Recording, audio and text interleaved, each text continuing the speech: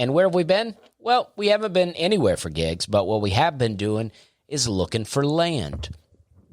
We thought we might want to buy a little plot of land, maybe to build a house on one day, maybe to farm on, or maybe a getaway if the country collapses. You know what I mean? Who knows? We're looking for some land. So we took a drive around different parts of Tennessee. We've been through all kind of mountain roads, way deep into some hollows.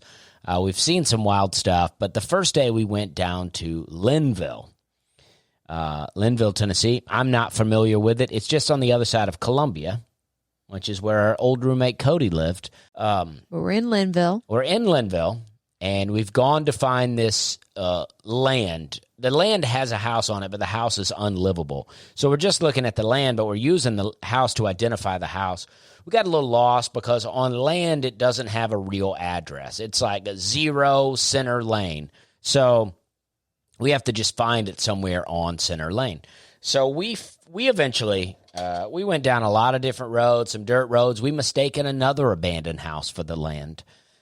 We turned down one road. There was a vulture right in the middle of the road, and it looked like the forest in the movie A Princess Bride. When you go in there, everything's dark. There's fire shooting out of weird places, and there was a vulture in the middle of the road, and we thought, maybe we don't take this trail. Well, the whole time throughout our travels in the nether regions of Tennessee, I felt like I was in the movie Deliverance. Yeah. So that's where I was at with it. I mean, being a Southerner, I don't ever want to criticize places of the South, but yeah, I mean, certain times we were deep in a mountain road somewhere, and the signal was gone, and it was like, I hope the car doesn't break down now. Yeah, I mean, I've lived in Tennessee for 4 years, and I've traveled around this country quite a bit, but I always would take the interstates. Let me tell you something. You take one step out of Nashville, you're in Tennessee. Yeah. I mean, it's like, it's got some West Virginia vibes going on with it. It is true. So we're down in Linville, and we found the land. We pull into the one-car driveway. We get out. We're looking at the land. We talk about it. We talk about the kind of farm we could grow, what we could do, what we like, what we don't like. And then we're ready to leave. So we go to leave, and a truck pulls off. And now this road that the land is off of is like a main highway of the area. Like, it's not that busy. Probably four cars passed, and we were there 30 minutes. But it's not abandoned, right? So this truck comes up down this road, and then he pulls in right behind us, but he can't get in all the way. So he's sticking out in the road, and his car has writing all over the side. His truck has writing all over the side. It's his name. Should we say his name? Is that okay? Let's say his name's Chris.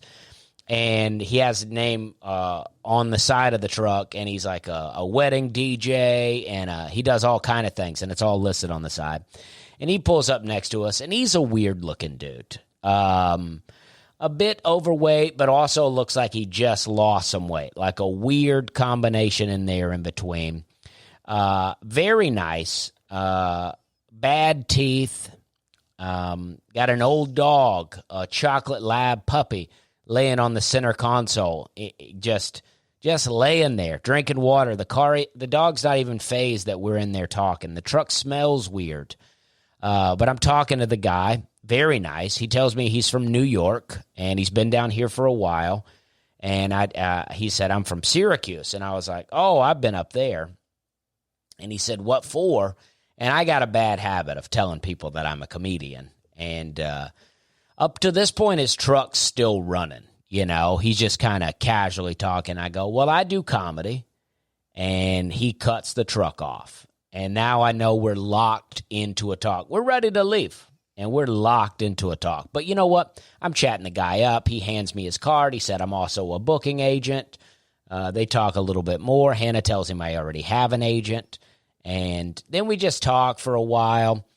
And he tells us about his ex-wife and how she said he was too high maintenance. But now he's down here in Tennessee, and he's about to record his album. I'm not refuting any of those things. Those things could all be true. And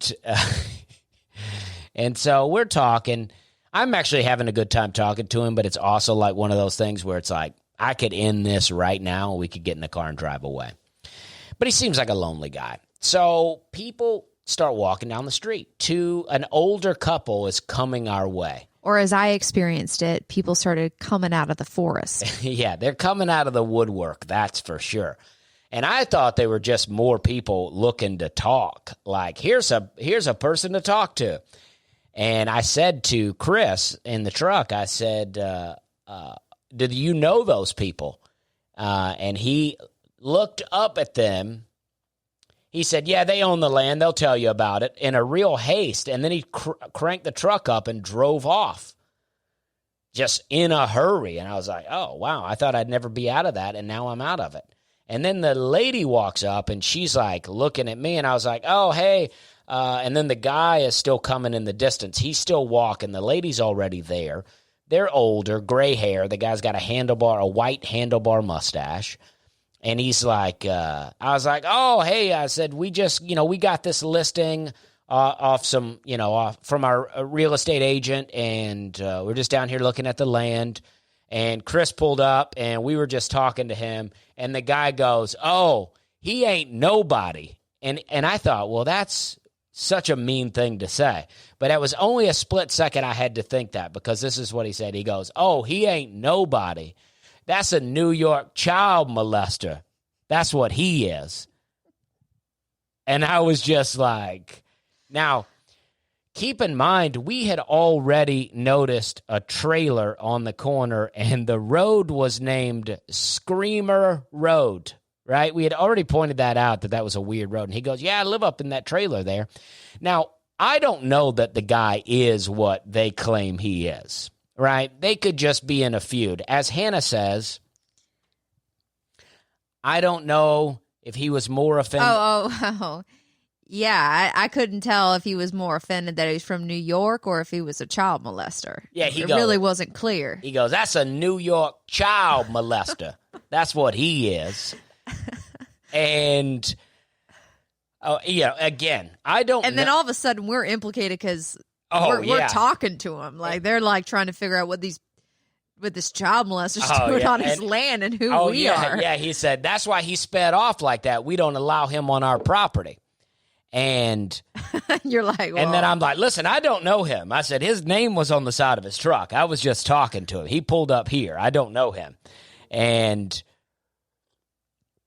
we talked to them for a while, and they got real friendly, and they were telling us all about the land, and then that ended. We got out of there, and we were pretty happy about it. And as we're driving away, I mean, because we talked to those two folks for at least another 10 minutes, and they really warmed up, and they were telling us all about the land and how it pitches into a cliff, and we could go up and we could look at it. Then I got in the car and I thought, if you're trying to sell this land, maybe don't tell us that there's a child molester living beside us. Yeah. I mean, well, it's good to know. I mean, Well, I suppose, yeah. From our perspective, yeah. Yeah. I mean, but I don't know what drew us to the DJ, the supposed, the New York DJ. I don't know what had him looking at us, but we had a good time talking to him, and I don't know if he is what he's accused of being. So, well, people just like talking to you. You're friendly and you got a deep voice. I guess so. Especially like rural people. I feel like they instantly connect to your rurality as well. Well, I like to get in there. I did say this to Hannah, and Hannah thinks that I was getting on to her, but at one point, there was an old house on the land, and at one point, the DJ, the New York DJ, Chris, the supposed New York child molester, as the one man said, and he was talking about how he wanted to buy the land and how he wanted to move into that house, and what he said it would need some work. And then Hannah goes, "Oh, we're not going to be living there," and I just thought. I said to her, maybe when we're talking to people out here, maybe don't crush their dreams so hard. I still don't know what's wrong with me saying that. I don't. All I'm saying is the guy was talking about how he wanted to move there, and how you were so like, oh no, we would never. Yeah.